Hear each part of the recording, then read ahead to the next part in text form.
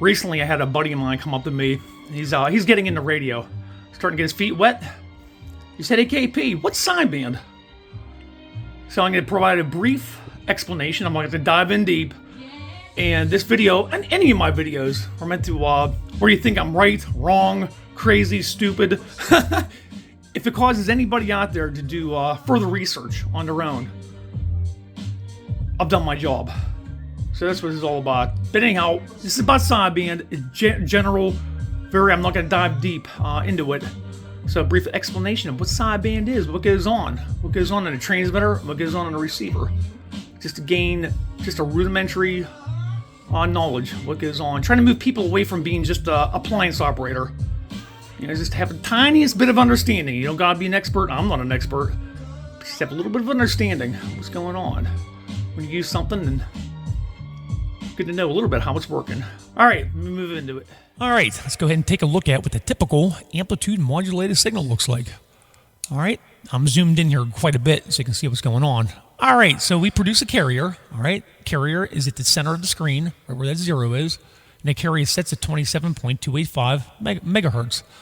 Okay, as you can see here, as I'm talking, all of the information, whether it's music or voice, it's all contained in the sidebands. Okay, everything to the left of where the carrier is the lower sideband, and everything to the right is the upper sideband. Okay, so let's go over and switch to a lower sideband. Now, what I'm about to tell you stands true. It's the exact same thing for upper sidebands, but for the sake of this conversation, we'll use the lower sideband. Okay. All right, now I'm talking here. As you can see, the carrier has been suppressed. So when you put your radio in lower sideband, what it does is going to suppress or eliminate that carrier. It's going to eliminate the upper sideband. So the only thing we're left with is the lower sideband. All right. So as we transmit this, that's cool. We're saving a lot of energy. Okay, it's very, very efficient, but it's very finicky on how it's tuned. You have to be, especially for music, whoever's tuning on the other end, it's got to be spot on. It's very, very finicky. Whereas AM can be off by quite a bit, and you won't even notice. All right. So now, in that receiver over there, in order to demodulate that, what your receiver does is reinsert that carrier. Because if it doesn't, you'll just get a garbled sound. People have, I'm sure you've come across that. You're on the air on AM, you hear that garbled transmission. Well, it's somebody on sideband, and your radio can't demodulate it. All right. So it needs what's called a beat frequency oscillator to help reinsert that carrier. All right. So we're going to go over there. I'm going to mimic how that works. Okay. So we're going to manually reinsert that carrier into a non-sideband radio. It'll make more sense when I show it to you. All right. Let's go. All right. Step one in this experiment. I'm going to broadcast a playback of myself. I can put that in lower sideband. Okay, so I'm going to transmit my voice. It's going to come over here, lower sideband.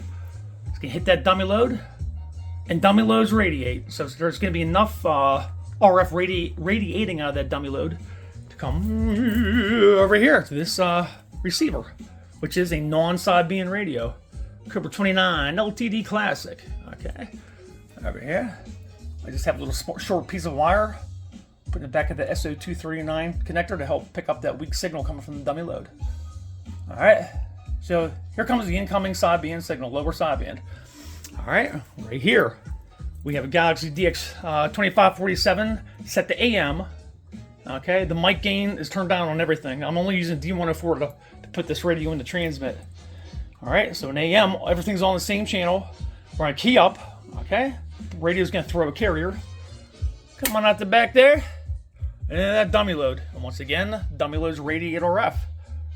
Okay, so this dummy load, when I key up, it's gonna radiate that carrier. All right, and that carrier is gonna mix with the incoming sideband signal. All right, so we have more mimicking what the BFO does, reinsertion of the carrier. All right, and then the radio will be able to demodulate. Pretty neat. So, all right, let's get with it. Transmitting on sideband, channel 30. It was a pain in the butt to get everything tuned up. So you can at least sound half decent, but yeah, here we go. This is receiving sideband on a non-sideband radio, and reinserting the carrier with Galaxy DX2547 with that dummy load placed right next to the antenna jack on the October 29. To 239 to act a little bit of antenna there. So anyhow, there you go. Testing 1, 2, 3. Sideband receiving on a non-sideband receiver. Over and out. Alright, so there it was. Just a super simple explanation about what sideband is. Once again, sideband, you eliminate the carriers. Press that carrier, and it eliminates one of the sidebands, so you're only transmitting one sideband. Alright, and then the receiver uses what's called a beat frequency oscillator to help reinsert that carrier so it can be demodulated. So that's about it.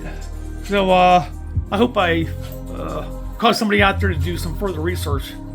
So remember, I'm not an expert and I'm always learning stuff too. So there you go. KP68, free and clear.